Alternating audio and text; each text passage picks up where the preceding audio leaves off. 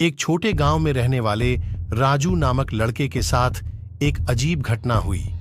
गांव के लोगों ने सुना था कि उसके घर के पास एक पुराने हवेली में रात को भूत दिखते हैं।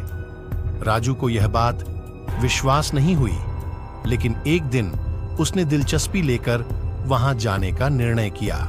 राजू ने अपने दो दोस्तों को साथ लेकर हवेली की ओर बढ़ाया। रात के समय उन्होंने सुना कि हवेली से अजीब आवाजें आ रही हैं, और वह भी एक खौफनाक मौसम में। हवेली में पहुंचते ही राजू और उसके दोस्तों को एक पुराना पियानो सुनाई दी, जो अपने आप बज रहा था। उन्होंने धीरे धीरे बढ़ते कदमों के साथ वो रूम की ओर बढ़ा। रूम में पहुंचते ही वे हैरान रह गए, क्योंकि वहां एक पुरानी तस्वीर थी, जिसमें एक पुराने समय की बड़ी सभा थी। तस्वीर में उन्हें यहां आने से पहले की तस्वीरें दिखाई दी गईं, जैसे कि वहां कोई पार्टी हो रही हो। राजू ने तस्वीर की तरफ इशारा किया और कहा, शायद यहां कुछ राज है जो इसे भूतिया बना देता है। उन्होंने तस्वीर की ओर बढ़ते हुए वहां की एक छोटी सी कुंजी देखी। उन्होंने कुंजी को लेकर रूम के कोने में एक पुराने अलमारी की तरफ बढ़ते हुए उसे खोला। अलमारी के अंदर से एक पुरानी किताब और एक पुराना पर्चा निकला। किताब में लिखा था कि यहाँ एक समय पहले एक मानसूनी रात को हुई थी और लोग यहाँ मिलकर मौजूद रहे हैं। उन्होंने एक समृद्धि के मौके पर मिलकर एक अद्भुत पार्टी मनाई थी। इस कहानी से राजू ने सीखा कि कभी-कभी हमें अपनी पूर्वजों की रीतियों और मान्यताओं का सम्मान करना चाहिए, क्योंकि उनमें हमारे लिए कुछ ना कुछ सीख है।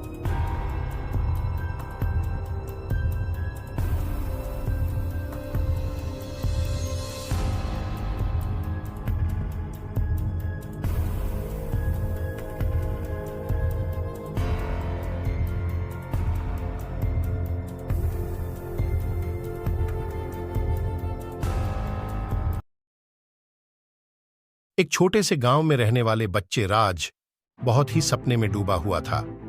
उसने अपने गांव के बाहर एक पुराने हवेली के बारे में सुना, जहां कहा जाता था कि वहां सोने का समुद्र है। राज का दिल बहुत ही उत्साहित हुआ और उसने अपने दोस्तों को भी इस अनोखे सफर में शामिल करने के लिए कहा। सबने समझौता किया और वे अपनी यात्रा की शुरुआत के लिए रवाना हुए। उनकी यात्रा में वे मित्रता, आत्मविश्वास और साहस से भरी रही। वे जंगलों, पहाड़ों और नदियों को पार करते हुए आगे बढ़ते गए। बीच बीच में उन्हें अनेक चुनौतियों का सामना करना पड़ा, लेकिन वे हमेशा एक दूसरे का साथ देते रहे। एक दिन वे वास्तविक में हवेली तक पहुंचे और वहां देखा कि सोने का समुद्र वाकई मौजूद था। लेकिन समुद्र में पहुंचने के लिए उन्हें एक रहस्यमय द्वार का सामना करना पड़ा। राज और उसके दोस्तों ने आपसी सहायता और बुद्धिमत्ता से उस द्वार को खोला और समुद्र में पहुंचे। सोने के समुद्र का दृश्य देखकर वे सब ने मिलकर यह निर्णय लिया कि समृद्धि और सफलता के लिए मेहनत करना महत्वपूर्ण है। इस कहानी से हमें यह सीखने को मिलता है कि साझेदारी, साहस और मेहनत से हम हर कठिनाई को पार कर सकते हैं और अपने सपनों को हकीकत में बदल सकते हैं।